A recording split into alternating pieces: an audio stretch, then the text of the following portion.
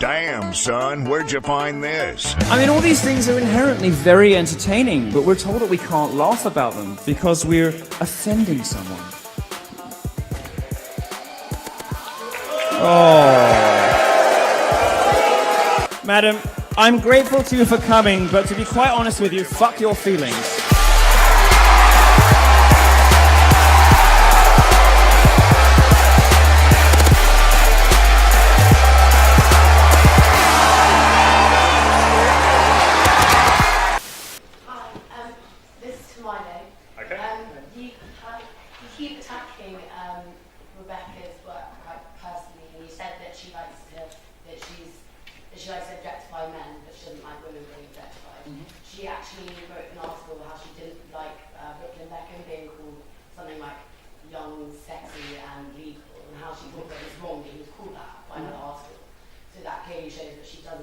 Well, I never said she was consistent, but she did write an article in the wake of the Charlotte Proudman issue, and there was a lawyer who decided she didn't want to be a lawyer anymore, she wanted to be a Guardian columnist, so she made a name for herself by complaining that a man had said she looked nice. Well, I'm sorry, love. So she went to town, publicly shamed him. I suspect this is verging the realms of ad hominem attacks. I am really interested to hear where you're going, because I don't think I read it. In your piece, you said that if it was a man, you'd probably have laughed. Do you want me to quote it? I'm genuinely, yes, I would, because I'm not saying you're wrong, I just don't remember writing it. Okay. I'll find it while you're recording. After this one last question, just to clarify. Yeah, it was, if I knew that a male member of staff was speculating about how I look naked, I would cause the sort of fuss that would make Charlotte Proudman look meek. If I heard a female colleague doing the same thing about Andrew in accounts, I'd probably laugh and I might even join in.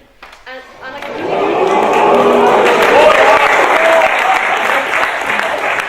can... What is your view on Islam? As a gay man, I'm very comfortable with Donald Trump's statements, although he made a few different statements with varying degrees of firmness on this subject. I'd be very comfortable with a halt on Muslim immigration. I would wish that had happened in London. It isn't radical Islam, it's Islam that is the problem. That is my view. I don't particularly like the way that European cities are changing. I think Germany is a horror show. I think London has changed dramatically in the last 10 years. And what happens in America matters for everybody else. What happens in America matters most, and I don't want America to go the same way. Do you consider yourself a white nationalist? No. Isn't that what some people would think of when they hear of you don't like the changing face of places like London? No, I'm talking about culture, not race. Muslims coming in. No, I'm talking about culture, not race, and it's typical of someone like the BBC to try to conflate the two, because I'm what they want to asking you do, a question. well, what they want to do is to suggest that if you're proud of your country and the ideals on which your country is founded, that somehow makes you a racist. It doesn't. I'm not talking about skin color. I don't care about skin color. All my boyfriends are black. I don't give a toss about skin color. What I do care about is values and ideas, and the regressive social attitudes of Muslims in the West are terrifying. Absolutely terrifying, and organisations like yours won't report on them honestly, accurately, or fairly. It's left to other places to do it. And then what you do is, once you've failed to report on them accurately, is accuse people who are concerned with some justification about the changing nature of their culture, not race, in their countries, is you then accuse them of being white nationalists. That's pretty disgusting. It's more than 40 years since the Equal Pay Act, and yet still it is a fact that women do not earn as much as men. No, I'm sorry, it's not a fact. You can only say that if you take broad brush averages across all industries and all genders, and you can say the amount of money going to women is a bit less. Well, it's not. I mean, for one thing, it's illegal to pay a woman less than a man for the same work. Interrupt him, Nikki. Go on. No, it's illegal to pay a woman if that's the case, then when these results are published, they won't reveal anything. They won't reveal any difference, but they're going to. That's the point. The whole reason David Cameron is encouraging it. I want them to be published, because what they're going to show is that at all stages, all else being equal, the genders are paid the same. Or even what they might show, you're saying the culture hasn't changed. I think your argument's 20 years out of date. The culture has changed, which is precisely why there are more women going to university, more women graduate from university, they're getting higher grades, they're 2-to-1 favoured when they go for job applications, particularly in science and technology, and they're paid more, depending on whose figures you believe, up to the age of 30, 35 or 39, it's probably about 35, women are paid more than men. But wouldn't they whatever gender pay gap you're talking about has already no. been fixed. But it hasn't. So the good news for you is that there isn't a problem anymore, although there used to be, and that if we do release these figures, which I'm very excited about, they're going to prove me right. So I guess we'll have to wait and see. But that's not true. I mean, the point is the gap is there still, and older women in particular suffer more from it from younger women. We shouldn't just leave older women, to flounder, should we? Just because they were part of a generation where it was even more difficult for them to get on. I'm making a specific explanation about where these figures come from, and you haven't really addressed the point that I'm making. What I'm saying is that you can only create this gender gap when you take a broad brush across all genders, all sectors, all work. That doesn't reflect the different choices people make, and employers shouldn't be forced to pay a full-time salary to somebody who works part-time. You haven't come up with a solution to that, and you haven't addressed the problem with the figures, which is that no serious economist treats the gender pay gap as a problem to be solved. No economist thinks this is a problem because they realise what I'm explaining. Is that male economists or female economists, just to be clear? Well, I mean, where I get most of my figures on this from is from a feminist female academic, Christina Hoff Sommers at the American Enterprise Institute in the US, who looks at the figures from the UK and the US, and she does a broad survey of all economists, I'm sure of all genders, but my source for this sort of stuff is generally Christina Hoff Sommers. So she is a female feminist academic who is mystified that this is this sort of feminist myth that won't die. Like any set of ideas, Islam is like a religion. As any set of ideas, it deserves to be scrutinized. Well, I have scrutinized it, and I have found it wanting. I have found it lacking. Everywhere there is Islam, you will find women oppressed. Everywhere there is Islam, you will find...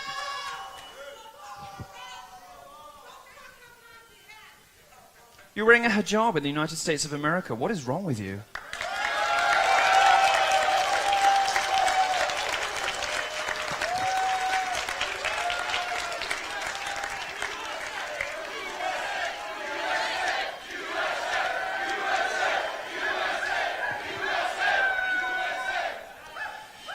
You see, they want to shout you down by saying, oh, what about me? I'm not so oppressed. Well, let's move on from women. If you don't care about female genital mutilation, don't care about forced marriages, don't care about acid thrown in the faces of your Islamic sisters, if you don't care about any of those things, fine.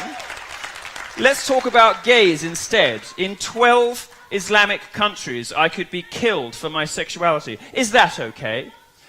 100 million people live in countries where it is illegal to be homosexual. All of those countries are Islamic. This is not an ISIS thing. You will see gays being thrown off the roof in ISIS-controlled territories. But this has nothing to do with terrorism. This is mainstream Muslim culture. Your religion does it everywhere your religion exists. It is a threat, an existential threat to gay people.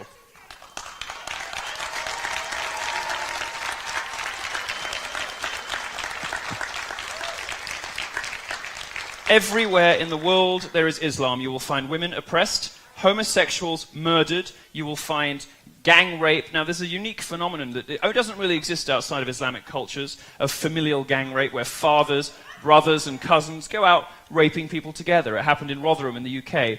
And the liberal establishment in the UK didn't investigate this because, according to a government report, not a far right-wing blog, according to a government report, 1,400 young girls were raped in racially or religiously, as you choose to define it, motivated crimes, because both the police and the authorities were too scared of being called racist to intervene. And this pattern repeats itself everywhere there is mass Muslim immigration. My suggestion to you, America, is that you don't need it here. Learn your lesson from 9/11. Learn your lesson from Orlando.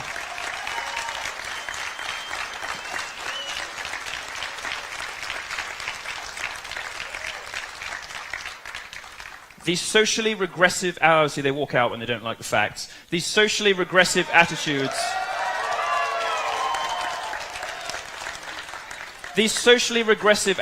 of Muslims in the West are horrifying. Absolutely horrifying. The surveys show that 52% of British Muslims think that my sex life should be made illegal. 39% of them.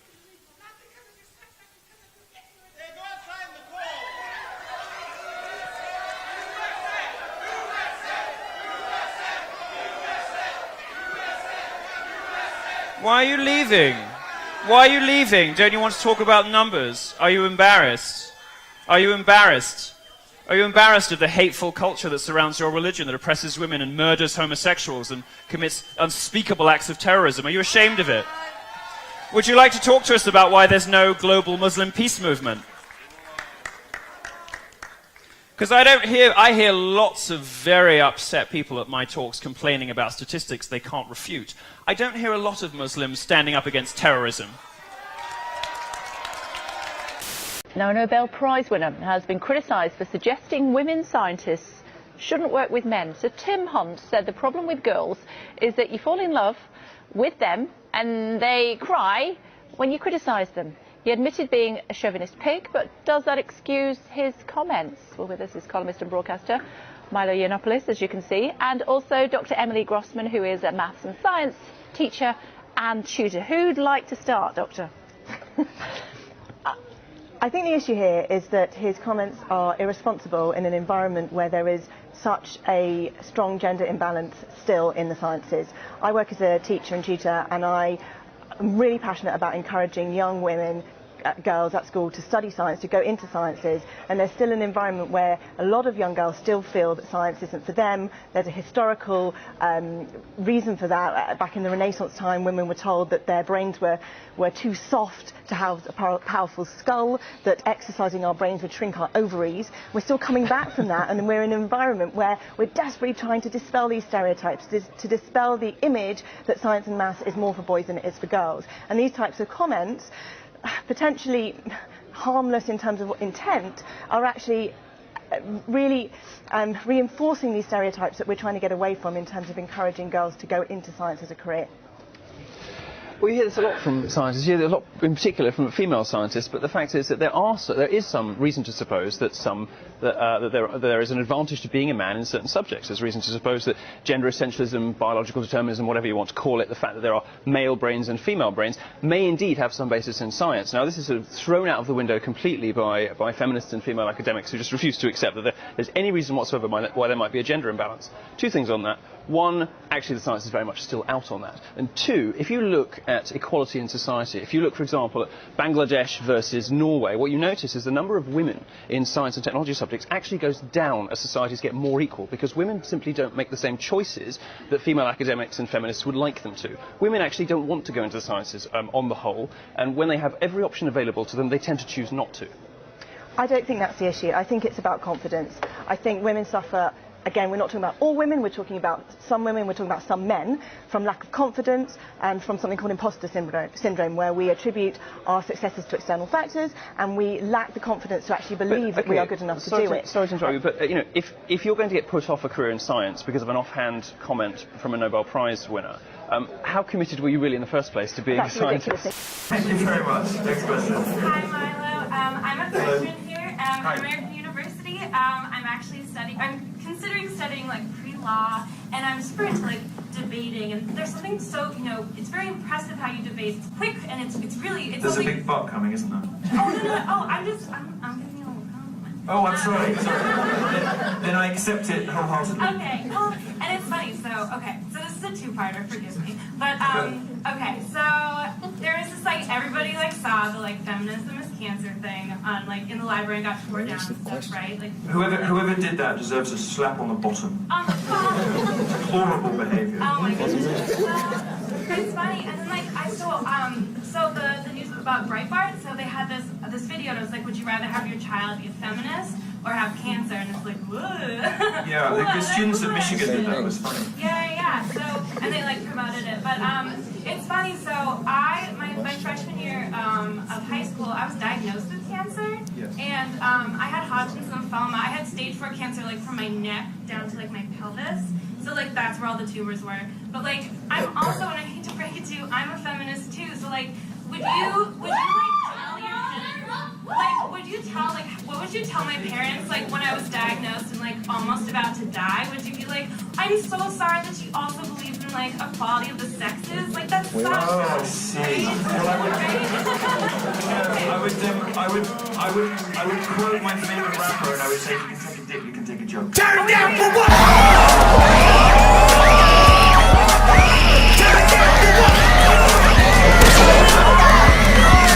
from Surely they want to activists be on able your... to see what clothes will look like before they try them on. Well, they can see what they'll look like on them by trying them on. Yeah. I mean, designers put clothes on skinny women because it looks better, because that's what people like to look at. Both women and men prefer to look at that. I mean, the fact is, again, this is not really about men at all. This is about pressures that women put on other women, to look good and to stay thin and to stay healthy. And frankly, those women who do aspire to look like what, you may think are sort of stereotypical standards of beauty or unattainable sort of beauty standards. Women who do look like that tend to be happier. They tend to have better success in relationships, and they tend to report that they're more content with life. When I said women are getting more unhappier every decade, I'm not just pulling that out of my behind. Women these days report, as compared to even 50 years ago, they're far more depressed. They're far more likely to report themselves as generally unhappy with life. They're far more likely to be single, and they're far more likely to contemplate suicide. And a lot of this has got to do with the fact that after 30, women do struggle to be happy if they're not in relationships. And part of the reason that many women are not in relationships is you've got these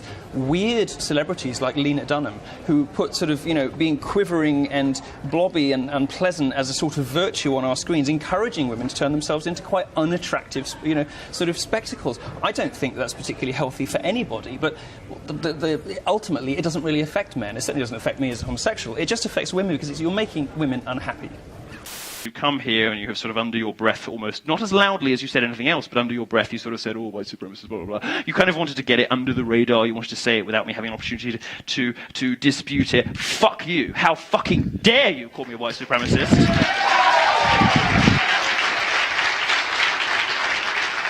So, you're not leaving as well, are you? Come on. They always leave. Defend your allegation that I'm a white supremacist. Defend your allegation that I'm a white supremacist. Defend your allegation that I am a white supremacist. You call me a white supremacist. Defend it. Defending... Am I? Baby.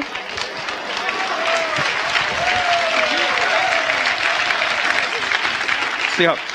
The amount of black dick that's been in my mouth.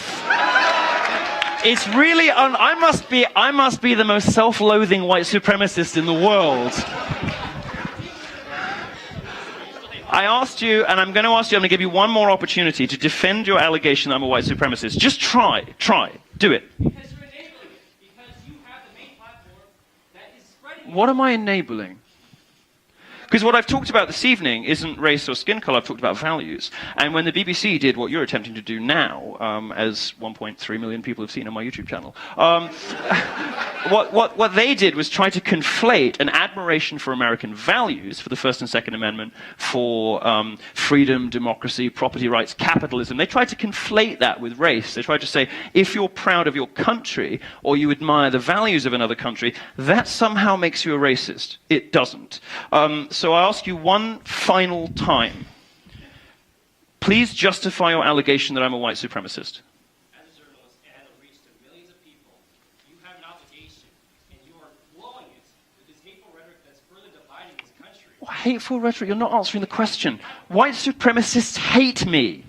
The Daily Stormer is the epicenter of white supremacists on the internet. They declared a holy war on me. They said they would never read Breitbart again until Breitbart fired me. They said I was their number one enemy. White supremacists and anti-Semites hate me. I prefer the expression race mixing kike faggot, but whatever.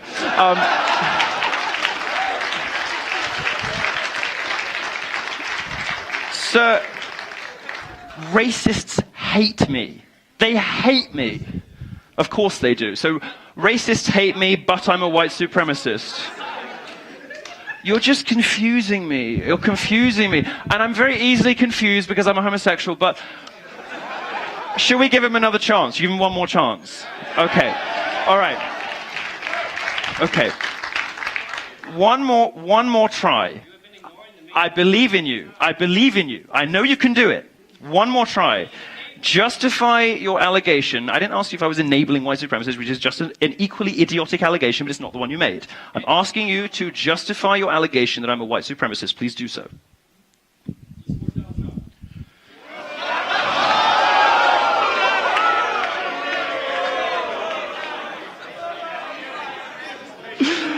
All right.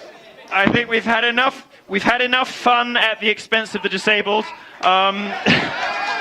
Thank you very much. I'm sorry you're so stupid. Thank you very much, everybody. It's been wonderful.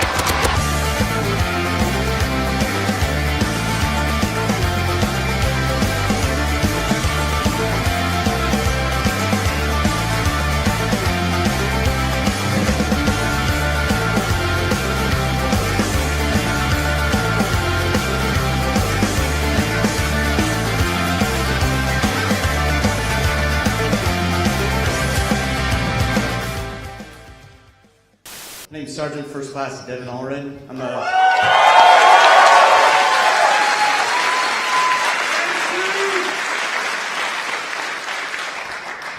stationed at Fort Sam Houston down in San Antonio, and as heartening as it is to see the movement push back against the political correctness culture on campuses, the military is continually pervasive in silencing us and essentially making us shut up.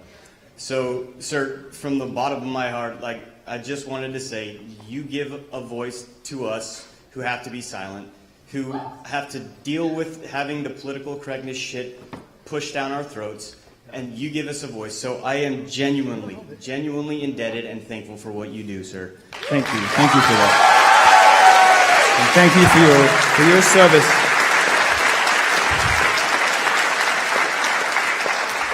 I hope you won't find this too forward, because I'm not a citizen here, but I kind of feel like America looks after all of us. And so when I hear servicemen and women who say things like that, it touches even my cold, black, dead heart.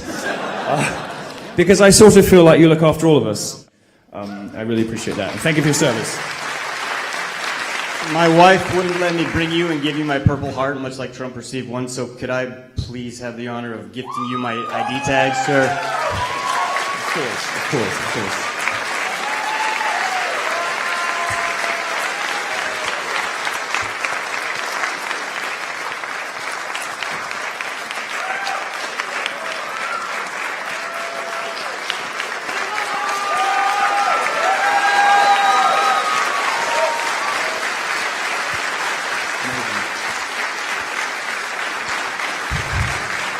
Thank you.